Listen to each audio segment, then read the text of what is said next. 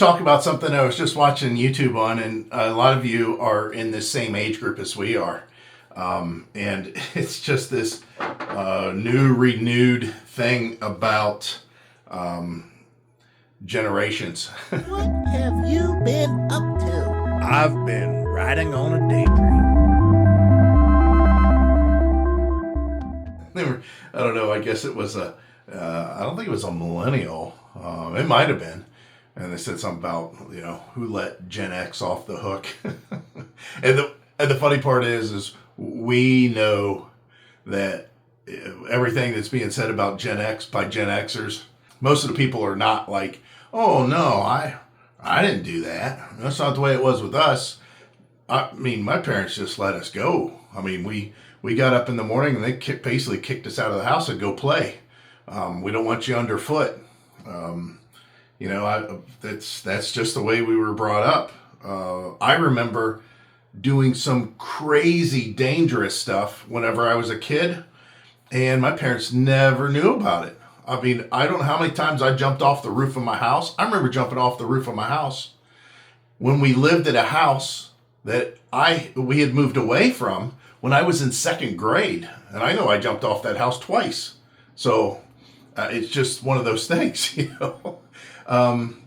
But as I'm talking to you about this, there's a company called Sykes. I'm gonna have to look that up. They sent me. Our son was looking for some sunglasses. Our son's looking for sunglasses, and this company reached out and said that they were willing to send us some sunglasses to try out. And I thought, oh, all right, well, I don't know anything about them.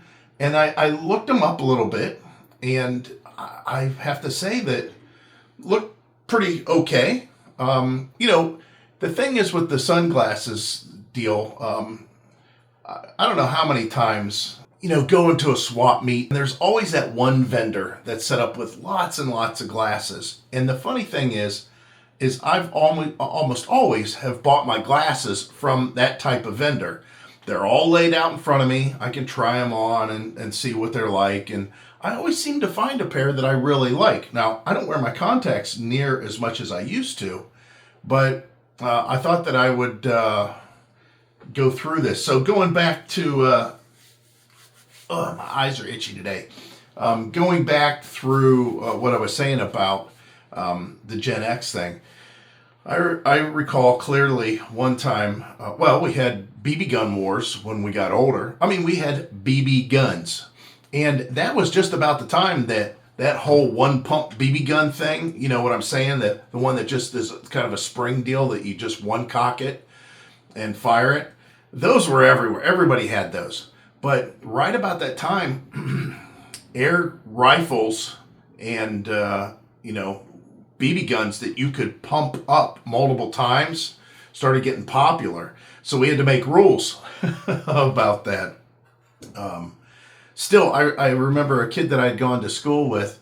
We were sitting in class, and he was fiddling around underneath his shirt. He was just kind of like doing this. He had his hand on his side, and he was kind of messing around.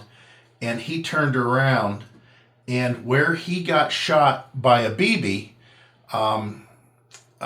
probably, I guess that was about 6 years prior, he turned around and he goes, oh my God, this thing finally just came out.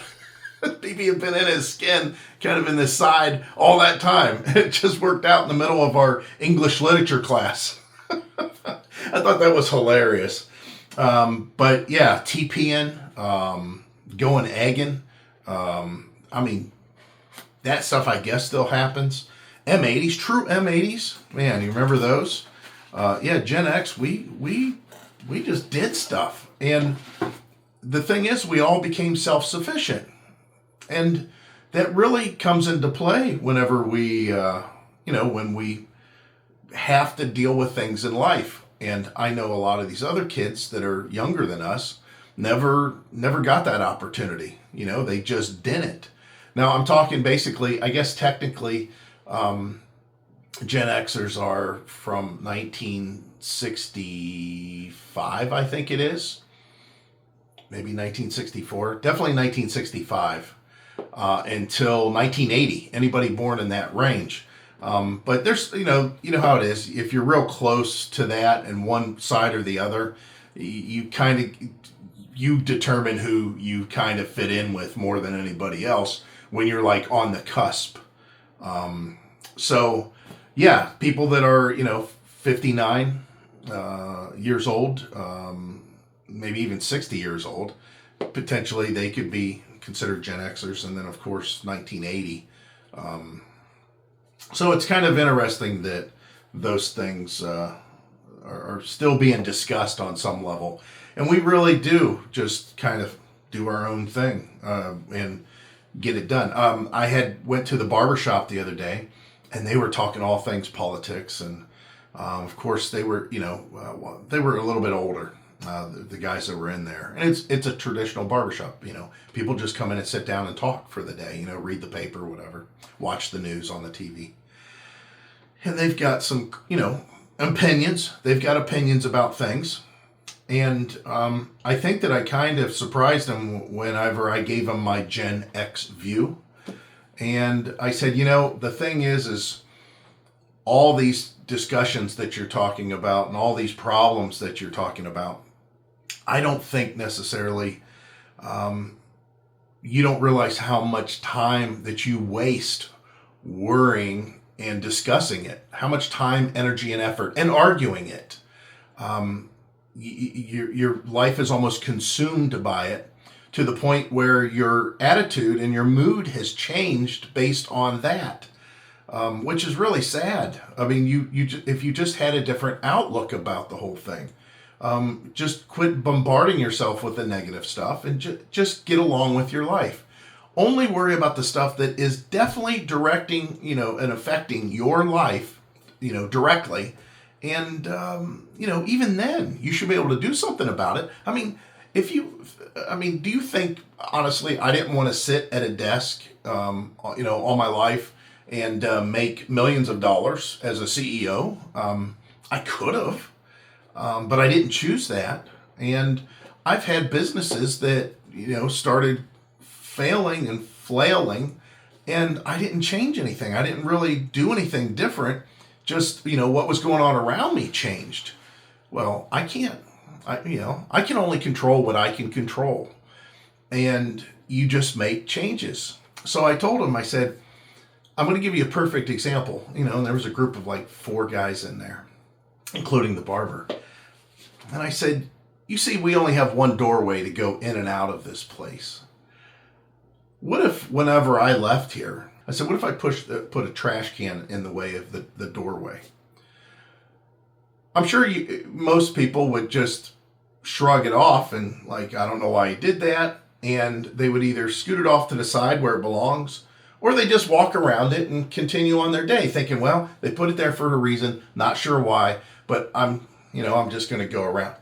Instead, you would have that person, if they followed their same, philosophy in actual action life as they do in their philosophy life, they would sit there and discuss why I moved that trash can and how inconsiderate I was to put that trash can there.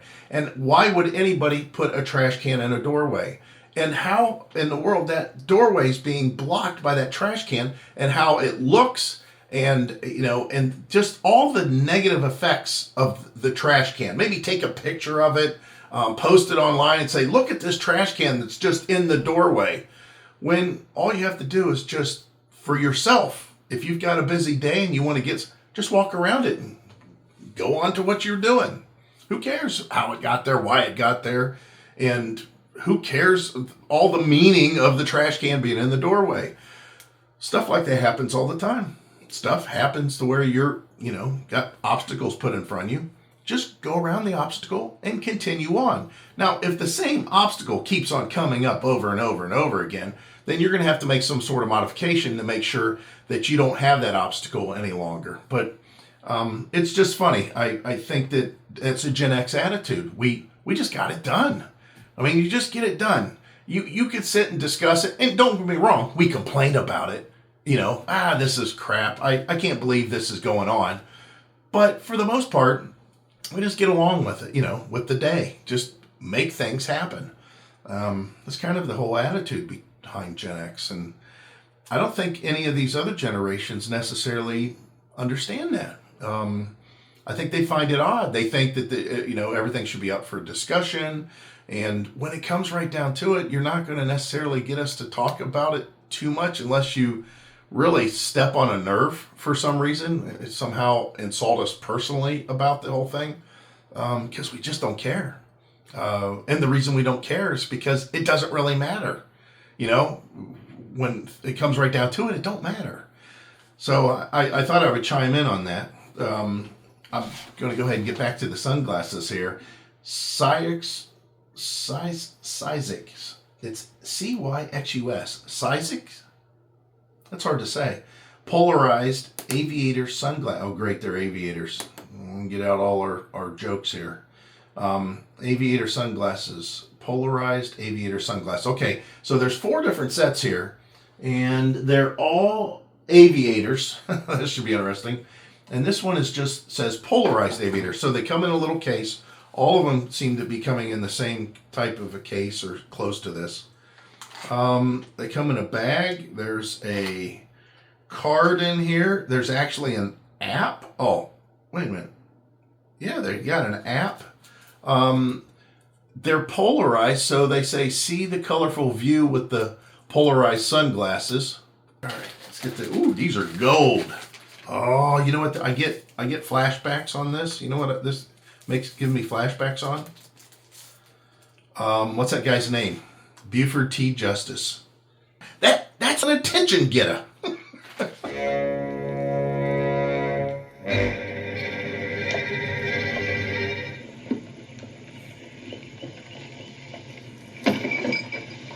That's an attention getter.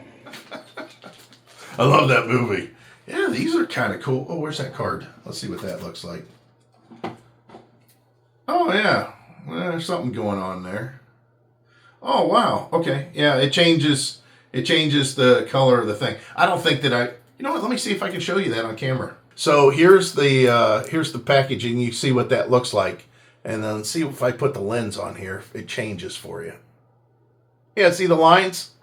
See how they change? Isn't that cool? But it works. Boy, these things, I don't know, they're kind of cool. You know what? I mean, some of this retro stuff is coming back, and I don't know, aviators have been around forever. This reminds me of the movie, the thumbnail for the movie, Almost Famous. So this is kind of cool. Ooh, did it change the color? See, I'm colorblind, so no, I don't really see too much of a color change there. I mean, they look really great. I mean, my vision's not horrible, so I mean, I can see a pretty good distance still. Yeah, they're not bad. I don't know what these are running for. Let me look here. 20 bucks. Oh, some of them are cheap. Oh, that's a clip-on. Some of them the clip-ons are 12 bucks. But yeah, they look like $20. Nice. Huh?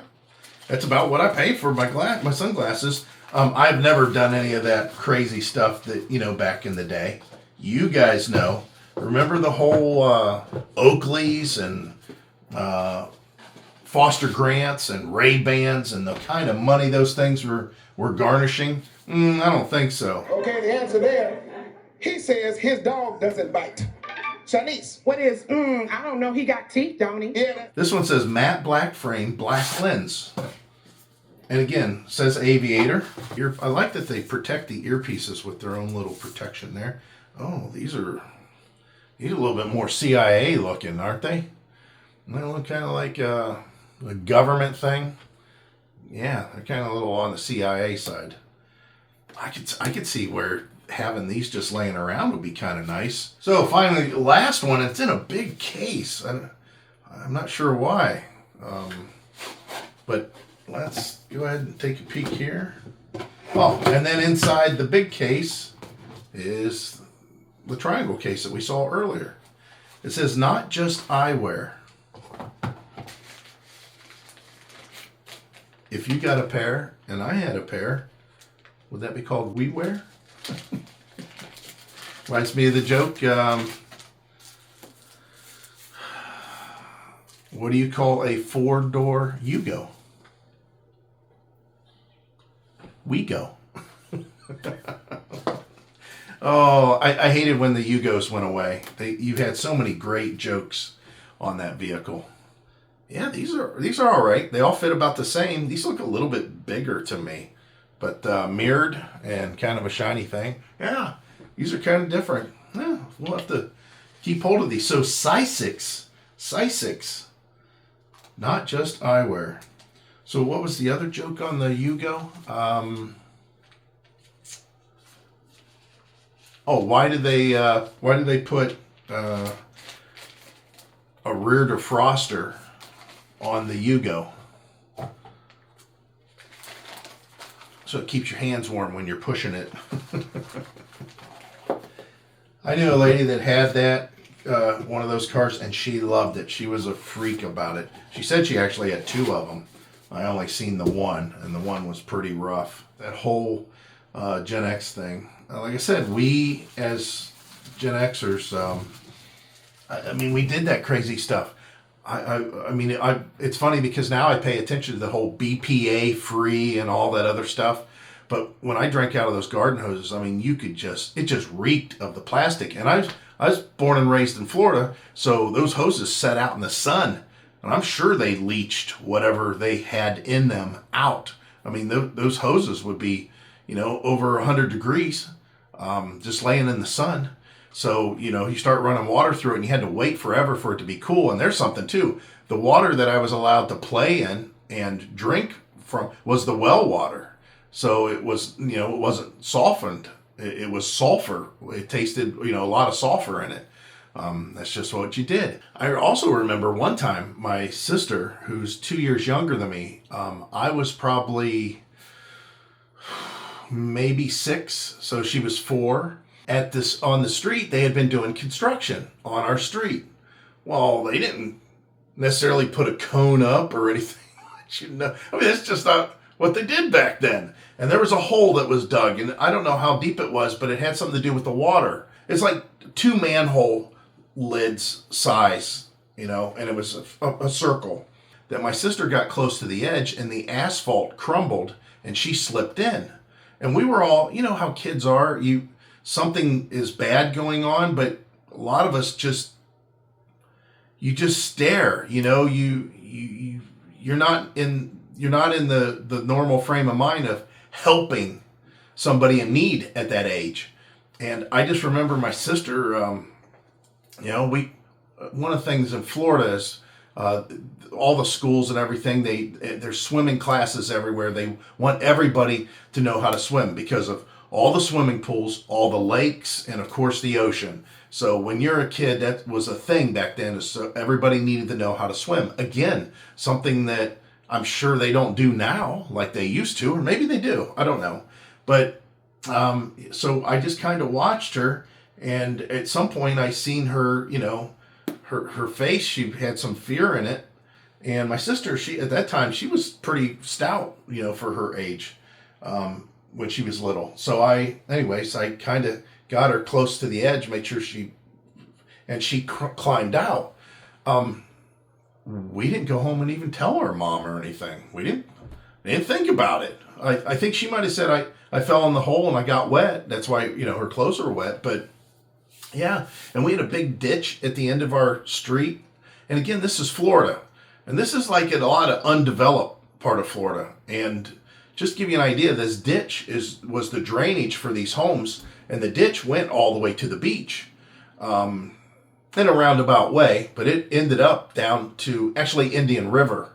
And I remember going down playing in that ditch, water moccasins, could be gators down there. It didn't make a difference. We'd go down and just play in it. I remember that because they built the area up with a lot of sand from the beach, and the fact that we were only 6 miles from the beach, the land basically was all sand, including the ditch. And we would go down there and pull out big shells, big traditional looking shells, Say big, you know, I mean, they were probably about that big. Whenever I was a kid, I thought they were huge. And they were filled with quartz. They used to have quartz in them. And it was real, I mean, we were intrigued. Or we would walk over to the neighbor's next street over, and there was sugar cane just growing wild. And we would do what we could to break it off and, you know, and then chew on it. And then as I got older, I remember we'd go on our little hunting trips with our BB guns and, you know, be shooting big spiders and stuff. In Florida again, you know, spiders, you could get, the body of the spider could essentially be, you know, as big as this. I mean, there were spiders down there that were that big, especially out in the middle of the woods. But yeah, riding for miles on our bicycles, you know, just as far as they could take us and go into stores. I remember when I was a little kid, real little. I mean, I was about 4 or 5 years old. I was at my grandmother's house, and I remember going down with the little kid next door, and we went up on the railroad tracks. These are the railroad tracks that run alongside of US 1, and this was in Port Malabar. And I remember going up on the railroad tracks and us piling sticks up on the railroad tracks, and then standing there waiting for the train to come so we could watch the train, which he stopped. He stopped, and they got out, and he screamed at us, and they took all the sticks off the track. We thought they were going to run him over. But I think they didn't know what it was, so they, you know, stopped. Also, that same kid and me, I remember we went up on US 1, and we were out there hitchhiking. Now, some lady stopped, and she pulled over and just started screaming at us about, you kids shouldn't be out here. And we just looked at her like, whatever. We didn't know what we were doing. But I mean, that's the kind of stuff we would do back then. I remember that my dad would get sorely upset whenever I got injured. Think about that. You got to let sink in. The fact that I got injured doing something, playing, usually doing something I shouldn't do. That's probably why he really got mad. And then when I got injured, I would get reamed out about it. I mean, even during my trip, you know, to the emergency room, he'd be yelling at me like, I don't know why you were out there doing that, you know, that kind of thing. So that's just kind of the, you know, the generation that Gen X is. So I thought I'd just share that with you guys.